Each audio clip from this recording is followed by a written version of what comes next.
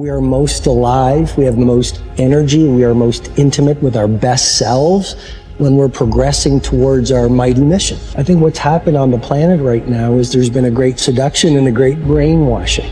When we are kids, we want to be astronauts. We want to do all our dreams. And we're full of curiosity, and we're loving, and we're passionate, and we're strong. We're not afraid to be ourselves. But as we leave the perfection of childhood, the hypnosis and the brainwashing begin. Be reasonable. So that's our nature, but our parents give us limitation based on their limited psychology. And don't sing too loudly, don't dream too big, don't be too passionate.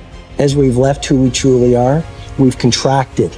And now it's all about staying safe in the world versus going out there and letting our brilliance, our primal genius shine. And a lot of people just have stuffed that pain of disappointment and their doubt really deep inside. And they just are addicted to distraction and escapes because they don't want to deal with their potential that they've denied. What's the most important key to success? I think it's hunger. It's not getting satisfied. A hunger that doesn't go, a hunger to learn, a hunger to grow, a hunger to serve, a hunger to give, a hunger to create breakthroughs. Most people are hungry till they make a certain amount of money and then they get comfortable. And there's nothing wrong with that, but it's not about the money. It's not about the business. It's about your growth. Because every one of us either grows or dies. People ask me all the time, what does it take to be happy? I say one word, progress. Progress equals happiness, because achieving a goal feels good for how long? A week, a month, 3 months, and then there needs to be something else. And the reason for something else is because you gotta grow. I want to find more. All I can. And in that sack of you have to dive in that to find more. Because if you're not willing to go in there and face yourself, not gonna find anything. You're gonna live right here on surface, man, right here on surface. So if there is an ending to this world and there is somewhere to go and there's a judgment, you're gonna get there and you might see a chart.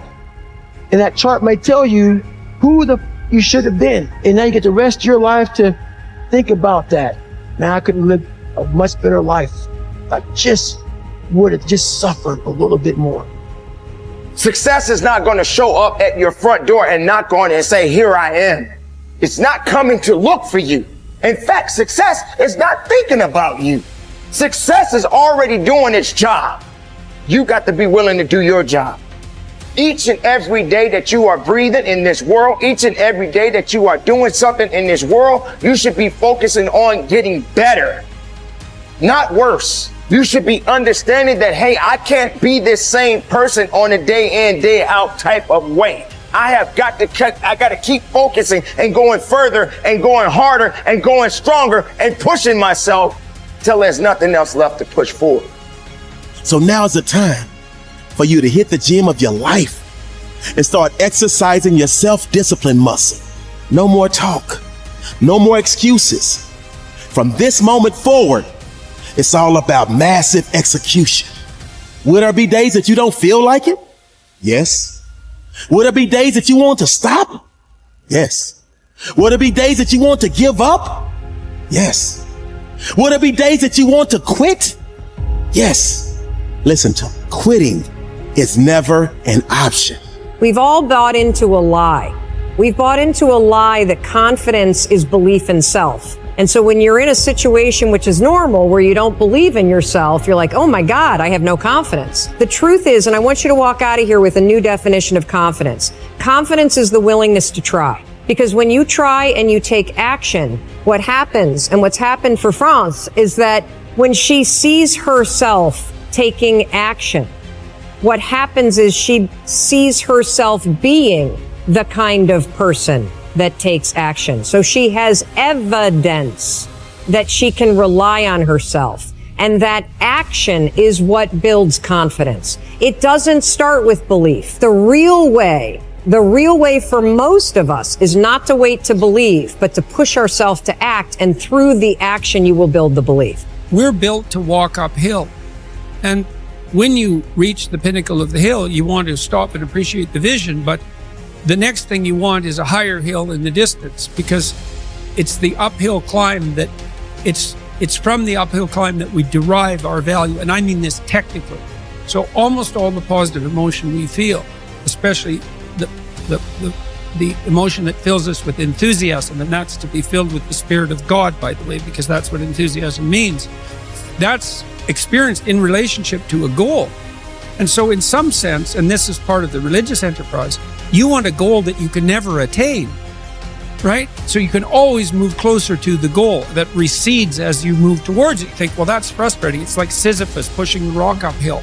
But it's not, because as you pursue that goal, you put yourself together and your life does get better and richer and more abundant. And that's why the highest levels of virtue and goal are in some sense transcendent. You want them to be above everything you're doing so you can continually move towards something that's more sublime and better. That's what you are. You're here to live, not to sleep. I didn't study, well, I literally put myself in a fire repeatedly like a sword. You put a sword in a fire repeatedly and repeatedly. If you keep on doing that, you're going to get a nice sword. And then you keep on beating it. You got to beat the shit out of it. And that's what I am. Yeah. I became that. I said, okay, we can't quit. We got to figure out why you are this. Why are you this, man? What is wrong with you? What's going on here?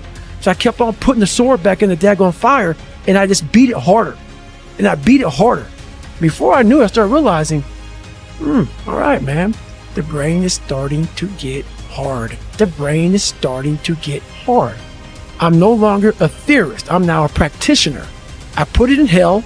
I dissected it while it's in hell, because you can't dissect anything in a normal environment. You can't dissect anything in 72-degree weather. You must put it in the freezer and freeze the f*** out of it. And then you dissect it. Dissect it when it's miserable. Dissect the brain when all it's thinking about is, I need to get out of here, man. I want to get out of the fucking freezer. Open the door. And you said, nah, 5 more seconds, man. 5 more seconds in the freezer. And that's when you start to pick that brain apart.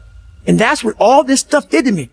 I kept on putting myself back into the freezer or the fire and beating the out of myself, mentally and physically. Before I knew it, this is what happened. Ralph Waldo Emerson believed that anyone who had put their heart and soul into their work and had done their very best could hold their head up high. Merely talking about it or only putting in a modicum of effort wasn't good enough in his mind. It was all or nothing. He believed that doing your best was an admirable quality, and that although you might not always be successful, knowing that you had done all you could was often all that mattered. At least you could look yourself in the eye. This ethos is central to many youth movements, such as the Scouts and Guides, and is a great philosophy for life in general.